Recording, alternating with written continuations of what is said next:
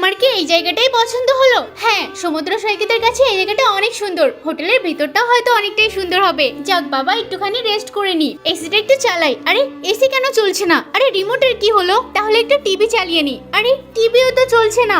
AC চলছে না, TV চলছে না, তাহলে একটু ফ্যানটা তো অন্তত চালাই। আরে ফ্যানের সুইচও কাজ করছে না। কি হোটেল বুক করেছো তুমি? তুমি যে একটা মাথা মোটা এখন বুঝতে পারছি আমি। এই যে টোকেনটা পকেটে নিয়ে ঘুরছো, এটাকে তো ব্যবহার করতে হবে। দরজার পাশে টোকেনটা এখানে লাগিয়ে দিলে দেখো সমস্ত লাইট ফ্যান সবকিছু অন হয়ে যাবে। এই রে, এটা তো আমি জানতাম না। আমি একটু রেস্ট করি। এই আমি একটু ওয়াশরুমে যাচ্ছি, একটু ফ্রেশ হয়ে আসি। এই হোটেলটা কিন্তু আমার বেশ পছন্দ হয়েছে।